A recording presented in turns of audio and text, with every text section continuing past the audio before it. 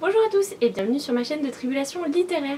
Aujourd'hui je vous retrouve dans une nouvelle vidéo avec, comme vous l'avez vu dans le titre, un tag. Alors je sais, ça fait hyper longtemps que j'ai pas repris de tag sur la chaîne, tellement longtemps que je me souviens même plus du dernier tag que j'ai utilisé. Bref, ça faisait très longtemps que j'avais envie de revenir avec un tag parce que je trouve ça assez amusant et ça me permet de vous montrer des livres que j'ai lus il y a beaucoup plus longtemps que le début de ma chaîne, donc que vous reverrez pas forcément ici. Et donc du coup, bah voilà, c'est parti. Ah si, il fallait que je vous en dise quand même, j'ai trouvé ce tag sur la chaîne de Justine Shell, je vous mettrai sa vidéo en barre d'infos. Je sais qu'elle a repris de quelqu'un d'autre, si je dis pas de bêtises, il s'agit de Lemon June, mais à ce moment-là c'est une vidéo qui date d'il y a super longtemps. Si je la retrouve, je vous la mets en barre d'infos, sinon vous aurez au moins celle de Justine Shell. Cette fois, c'est parti. Ce tag, il s'agit du tag 100% lecture avec plein de petites questions pour vous parler de différents livres. Et la première question c'est quel est le dernier livre que vous avez lu? Et pour moi il s'agit des Sœurs Carmine d'Ariel Holtz, c'est le tome 2 des Sœurs Carmine qui s'appelle Belle de Gris, publié chez Naos. Ça a été un énorme coup de cœur, quand j'ai refermé le livre j'étais waouh. Et voilà, je l'ai absolument adoré. Si vous voulez un petit peu mon avis, vous pourrez le retrouver sur Instagram. Si vous le voulez en version plus détaillée, vous pourrez le retrouver sur le blog et je vous mettrai tout ça en barre d'infos. Petit 2, quel est le livre de ta palle qui te fait le plus envie? Et là, franchement, j'ai une amie qui va sauter de joie puisqu'il s'agit de Six of Crows de Leigh Bardugo, publié chez Milan. Ça fait un an qu'il dort dans ma palle. Ça fait un an que j'en ai entendu beaucoup parler. Et en fait, j'avais envie d'attendre un peu. Et là, comme plus personne n'en parle, bah j'ai vachement envie de lire en fait. Petit 3, quel livre vous a fait pleurer? Il y en a pas mal, mais surtout Si loin de toi de Tess Sharp, publié chez Robert Laffont dans la collection R. Ce roman m'a énormément émue jusqu'aux larmes, j'en ai versé en terminant ce roman. Je pensais pas être touchée à ce point et pourtant ça a été une énorme bombe émotionnelle. Je peux que le recommander à tout le monde, il est vraiment très bien. Il aborde beaucoup plus de thèmes que ceux à quoi on pourrait s'attendre. Vraiment, encore aujourd'hui quand j'y repense, j'ai une certaine nostalgie et une petite tristesse qui est là. Petit 4, quel roman vous a fait rire? Et là il y en a plusieurs que je pourrais citer, mais celui-là ça a été comme un soleil. Il s'agit de Je suis ton soleil de Marie Pavlenko, publié chez Flammarion Jeunesse. Avec celui-là j'ai ri aux éclats, tout simplement. Déborah est tellement géniale, tellement dingue, elle a des répliques juste parfaitement bien placées. C'est une pépite et on pleure un petit peu mais on rigole juste tellement tout le temps avec elle. C'est un roman vraiment solaire et quand on le lit bah finalement on se sent bien et voilà, c'est une petite pépite, je l'adore. Petit 5, un roman à suspense. Alors j'en ai pas énormément parce que je suis pas une fan de thriller, ce genre de choses. Mais j'ai trouvé que dans celui-là, il y avait pas mal de suspense. Il s'agit de Flora Banks d'Emily Barr, publié chez Casterman Jeunesse. Pour moi, c'est voilà, un faux thriller, c'est-à-dire qu'on sait qu'il y a un énorme mystère, qu'il y a un énorme secret, on a envie d'en savoir plus. Il y a pas mal de suspense parce qu'en fait, comme Flora oublie tout le temps, mais elle se retrouve dans des situations pas possibles, et on est avec elle et on sait plus vraiment ce qui a fait qu'elle en est arrivée là. Du coup, il y a un suspense de tous les instants pour savoir si elle va simplement survivre. J'ai adoré ce roman et c'est du suspense différent de ce qu'on peut avoir l'habitude de trouver dans les thrillers. Vraiment je vous le recommande et vous allez voir, Flora elle est géniale. Petit 6, une biographie. Alors je vous avoue que j'en ai pas énormément dans ma bibliothèque tout court, que ce soit dans ma palle ou pas. Celui-ci est dans ma palle, je ne l'ai pas encore lu mais ce sera bientôt chose faite.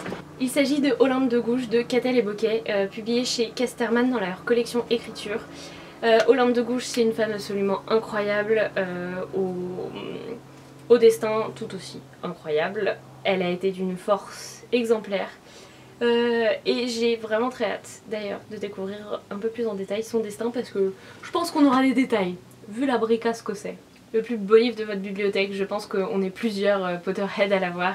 Il s'agit de Harry Potter à l'école des sorciers, la version illustrée de chez Gallimard Jeunesse. Illustré par Jim Kay et donc de l'histoire de J.K. Rowling. C'est une beauté, tout simplement. Franchement, j'ai rien à dire. Vous avez des illustrations absolument splendides. J'ai qu'une hâte, c'est d'avoir les autres tomes dans cette édition qui est absolument magnifique. Voilà. En 8ème place, un livre qui fait peur et je vous ai choisi 49 jours de Fabrice Collin, publié chez Michel Lafon. Je vous le présente très rarement, voilà pourquoi j'aime les tags aussi, c'est parce que je vous ressors un petit peu des livres que j'avais bien aimés. Celui-ci m'a fait peur parce qu'il a une vision de la mort hyper négative et je vous avoue que ça m'a beaucoup angoissée. On est dans un univers hyper angoissant, hyper négatif. Après c'est hyper bien comme histoire, mais c'est pas à lire quand vous êtes dépressif parce que franchement ça prend aux tripes et ça fait grave peur. Un livre qui n'en vaut pas la peine et je ne m'étalerai pas du tout dessus. Il s'agit du Clan suspendu d'Étienne Guéraud, si je ne dis pas de bêtises. Publié aux éditions de Noël. En fait la fin m'a beaucoup déçue de tout ce que j'avais lu sur le reste. Parce que j'ai trouvé qu'elle donnait pas un bon éclairage et que du coup on se disait tout ça pour ça. Voilà. Après c'est que mon avis, je vous invite vachement à le lire parce qu'il amène des réflexions bien. C'est juste que la fin... En fait c'est se donner la peine de lire tout ça, de mener autant de réflexions pour ça. C'est pour ça que je l'ai mis dans Il n'en vaut pas la peine. En fait je trouve que sans la fin... La lecture en vaudrait grave la peine. Je sais pas si je suis compréhensible. Numéro 10, un livre à lire pour un jour férié et je pense que il faut que ce soit un petit livre et là je pense au jour férié d'automne et je trouve qu'il correspond vachement bien. Il s'agit de 5 centièmes de seconde de Lois Lowry publié chez Casterman Jeunesse. C'est un tout petit livre qui se lira très très vite, il y a quoi, même pas 200 pages. C'est empreint de nostalgie, c'est parfait pour l'automne. Franchement pour le 1er novembre, lisez ce livre. Numéro 11, une BD, et là c'était hyper difficile de choisir mais à la fois j'ai tellement aimé. Je vous présente Duel de Renaud Faras, publié chez Casterman Jeunesse. Cette BD c'est une pure pépite, c'est hyper intelligent, les dessins sont splendides. Les dessins sont magnifiques, tout est en noir et blanc mais de temps en temps quand on a des scènes un petit peu sanglantes ou des scènes de combat on va voir des touches de rouge. J'aime tellement cette BD que je me la suis fait dédicacer et franchement quand je vois le travail de l'auteur et de cette dédicace, j'ai envie de pleurer à chaque fois. Bref, c'est une BD qu'il faut absolument découvrir. Et Renaud Faras est un illustrateur, auteur de BD qu'il va falloir suivre, absolument. Numéro 12, un livre que tout le monde devrait avoir lu pour moi. Il s'agit de À la croisée des mondes de Philippe Pullman. Ici c'est l'ancienne édition de Gallimard Jeunesse. Je pense que je vais me racheter la nouvelle édition tellement j'aime cette saga, tellement elle a marqué mon enfance, elle a marqué ma vie de lectrice. Et pour moi ça doit être un pilier de la littérature pour n'importe quel enfant et n'importe quel adulte. Et enfin le livre que j'ai lu le plus grand nombre de fois sans grande surprise, il s'agit de Harry Potter à l'école des sorciers, publié ici dans ma très vieille édition qui a beaucoup vécu, de Folio Junior, donc chez Gallimard Jeunesse, donc de J.K. Rowling. Ce livre, si je ne dis pas de bêtises, je l'ai relu 3 fois, c'est-à-dire 2 fois en français et 1 fois en anglais l'année dernière. Et il va continuer à me suivre tout au long de ma vie. Et je vous avoue qu'en ressortant cette vieille petite édition, j'ai hyper envie de le relire en français, dans ma vieille édition. Et je suis pas sûre d'un jour racheter les nouvelles éditions en français. J'ai déjà la version illustrée, j'ai déjà la version collector, plus les versions de Bloomsbury en anglais. Je pense que ça suffit. Et il y a un tel attachement à ceux-là que... ils sont spéciaux quoi. Et numéro 12, il s'agit d'un livre documentaire. J'ai pensé à vous présenter Au bonheur des dames de Zola, parce que tous les livres de Zola sont un petit peu des documentaires à eux tout seuls. Chaque livre de Zola va dépeindre une époque complète dans ses moindres détails. Et du coup, Au bonheur des dames notamment me paraît vraiment comme un livre documentaire parce que on va avoir un tel fourmillement de détails sur les grands magasins que c'en est des documentaires. C'est même plus un simple roman.